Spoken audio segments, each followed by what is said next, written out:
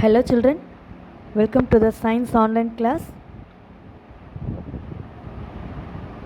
Okay, our next lesson is sound. It is in the physics subject. So, before going to the lesson, how do you come to know that a period is over in your school? You will hear the noise of the bell, isn't it? So only you will know that this period is over and the next period is started, isn't it? And the next one, you come to know easily that someone is at your door when he knocks, or you hear the sound of the doorbell, because you are hearing the noise. They are knocking the door. And also, suppose if your house having the doorbell, if they are ringing the doorbell, then you will know someone is come to our home. Okay. And then next one, you will know that you can make out that someone is approaching you by just hearing the footsteps. Okay, by hearing the sound of the footsteps, you will know that someone is approaching you. Okay. And also, if you play a hide and seek game, how will you know that is the blindfolded? Okay, the person is blindfolded and he or she has to catch the remaining players. Okay, how is the blindfolded person able to guess which player is closest to her? Because of their sound. They will other players will making some sounds by walking or clapping like that, and you will know some players are near to you. Okay, in all this situation, sound is help. Okay, how sound is helping you. So sound plays an important role in our lives, not only for this situation, in many of our activities, life activities. The sound plays an important role in our lives. Okay, it helps us to communicate with one another. Without sound, without talking, we cannot communicate with one another. Okay, so to communicate other persons, the sound is more helpful to us. Okay, we hear a variety of sounds in our surroundings. So you have to make a list. You have to make a list of sounds you hear in your surroundings. Okay, so in this lesson, we are going to learn about how sound is produced. Okay, and how does it travel from one place to another, and how do we hear the sound, and why are some sounds louder than others. So these are the things we are going to discuss in this lesson. The first one is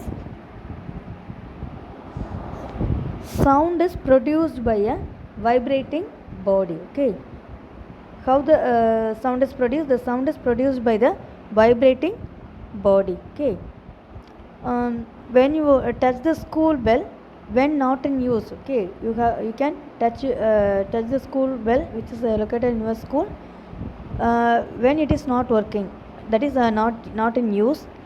What do you feel? You feel anything? You feel nothing. Okay, you feel nothing. But if you touch it when it is producing the sound, okay, when the bell is ringing, you have to touch the bell. What do you feel is, you feel some vibrations. Okay, so vibration. Okay, a vibrating body produces the sound. So next you have to know what is vibration. Vibration, a to and fro or back and forth motion of an object is called vibration. Okay, a to and fro motion or back and forth motion, both are same, of an object is called a vibration. Okay, so from this one we can know that vibrating body produces the sound. For this we have many examples. That is, examples for vibration produces sound. First one, you have to in this lesson they have given many activities for you. In the first one, the boy is hanging a pan. Okay, hanging a pan, and he is striking the pan with the stick. Okay, and at that time you have to touch the pan. It will vibrating. Okay, it will be vibrating, and also it will producing the sound. And the next one, you have to take a plate and pour some water in it, and you have to strike the steel plate with the steel spoon, and you will hear the sound produces, and you can see the water in the plate is vibrating. Okay, the water in the plate is vibrating, so it produces the waves. Okay, so it produces the waves in the water. Okay, from this one you can understand that vibration is happening. Okay, vibration is happening, and that vibration is producing the sound. Okay, children, the next one, you have to take a pencil box and keep the rubber band, keep the long rubber band in the longer side of the box, and you have to insert two pencils. Okay, so this will be tight one. After this you have to plug the rubber band with your hand. Okay, here also you can feel the vibration. Okay, and a small sound will be produced. Okay, the next one, you have to take a few tumblers and fill these tumblers with the different water levels. Okay, the levels of water, the level of water should be different for each tumbler. Okay, so keep this. Then you have to strike the tumblers with the metal spoon one by one, and you will make continuously, means each tumbler will produce each kind of sound, each type of sound. The sound produced by one tumbler is not same. Okay, one different from others. So in this example also you can understand that vibration produces the sound, and because we are taking different levels of water, isn't it? So there may be different vibration, there may be variation in vibration, so this variation is causes a different sound. Okay, from this example also we can know that vibration produces the sound. Okay, and next, in your book 159 there is an activity 13.4. okay, in this one they have designed a musical instrument which is made from coconut shell. Okay, and also you can easily do that. Okay, just do it in your home, and you have to press that swipe that string which is in the musical instrument. You can hear the sound. Here also you will know that vibration produces the sound. Okay, and 159, page number 159, there is a table 13.1 musical instruments and their vibrating parts.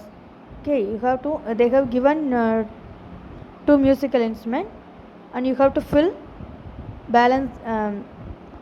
out the balance columns. Okay, first one is musical instrument, and the second one vibrating part producing sound. Okay, you have to write the musical instrument name, and the second column you have to write which part is producing and which part is vibrating and which part is producing the sound. Okay, and the next one, they have given many of you might have seen the manjira, the gadam, and the nut, and the kartal. These are the musical instruments. Okay, are commonly used in many parts of our country. These instruments are simply beaten or struck. By beaten or striking, they are producing the music. Okay, so if you take any musical instrument, the vibration will be the most common thing which is produces the sound or music. Okay,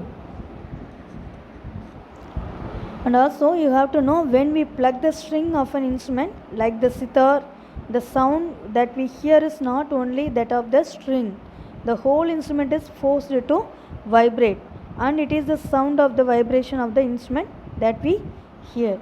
Okay, not only of the string, the whole instrument is vibrating, then only it will produce the sound or music. Okay, similarly, when we strike the membrane of a mridangam, the sound that we hear is not only that of the membrane but of the whole body of the instrument. Okay,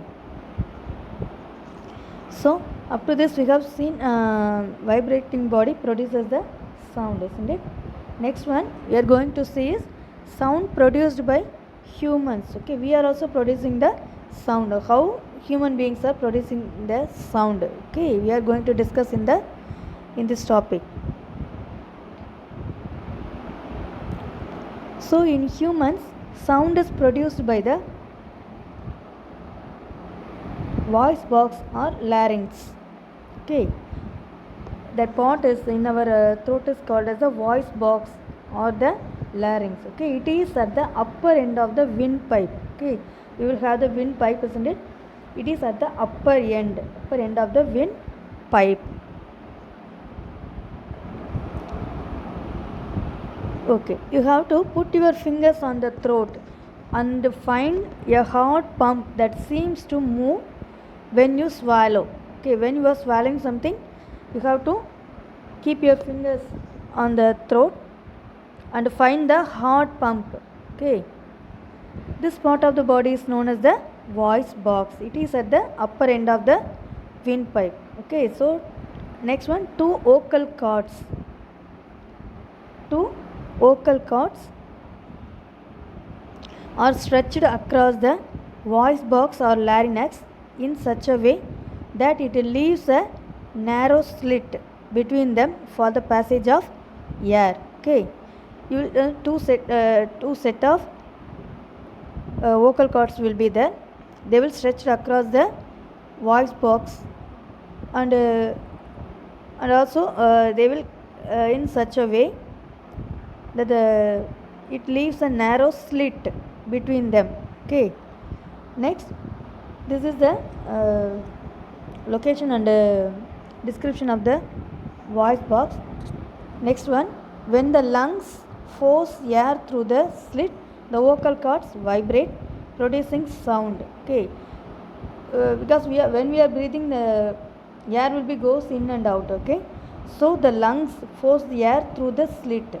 Okay, the vocal cords vibrate. The vocal cords started to vibrate, and at that time they are producing the sound. Okay, muscles attached to the vocal cords can make the cords tight or loose. Okay, some muscles will be attached to the vocal cords. This will make the cords tight or loose. When the vocal cords are tight and thin, the type or quality of voice is different from that when they are loose and thick. Okay, so this is the reason for the people having different voices. Okay, different voices. So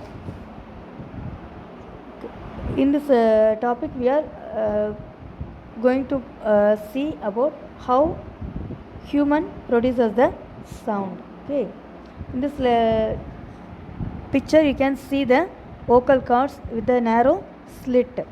Okay, to clear it understand, I am fetch a video to this video. Just watch the video and you can clearly understand how voice is produced in humans. Watch that video, children. How humans produce sound. I hope you are excited to watch this video. I am excited to start too. So why wait? Let's begin. You must be wondering what this vibrating thing next to me is. Also, you might have observed the vibrations or the movement that stopped when I stopped talking. Let's take a look again. So what do you think it is? Seems like it's something related to my speech. We already know that vibrating objects produce sound. In a guitar, it is a string. In a tabla, it is a stretched membrane.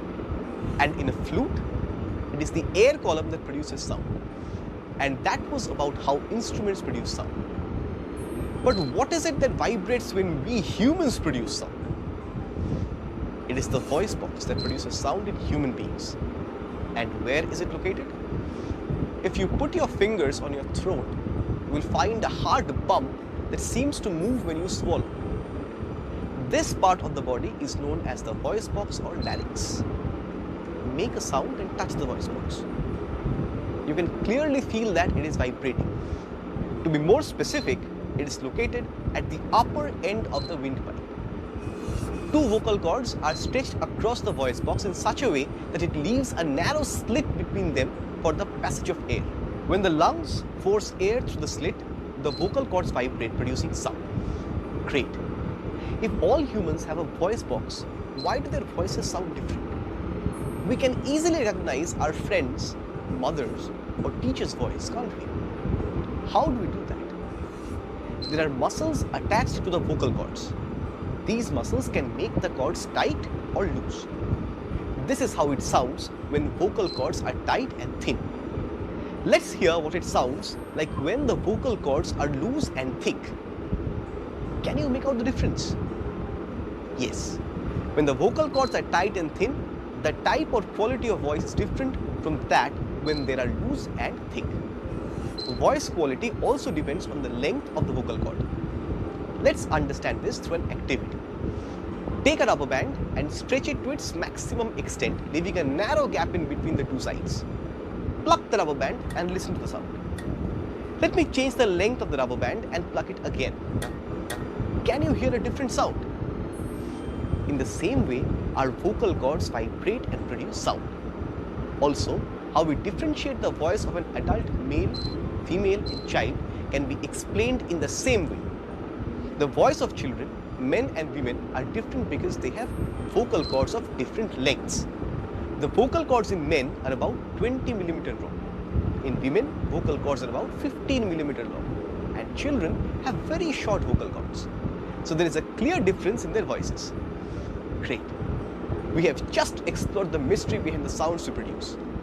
Time to recap what we have learned. Humans produce sound through the voice box or larynx. It is located at the upper end of the windpipe. Two vocal cords are stretched across the voice box or larynx in such a way that it leaves a narrow slit between them for the passage of air. When the lungs force air through the slit, the vocal cords vibrate, producing sound. Muscles attached to the vocal cords can make the cords tight or loose. When the vocal cords are tight and thin, the type or quality of voice is different from that when they are loose and thick. Vocal cords in women are about 15 millimeter long. In men, vocal cords are about 20 millimeter long, and children have very short vocal cords. Great. Now, have you ever tried mimicking someone else's voice or talking in a different voice? I'm sure you have. I want you to think about why you are able to talk in different voices. It is something to do with your vocal cords. So try answering that and see you soon. Okay, children. Read the book up to this topic well and understand the concept. We will meet in the next direct class or in the video class. Thank you, children.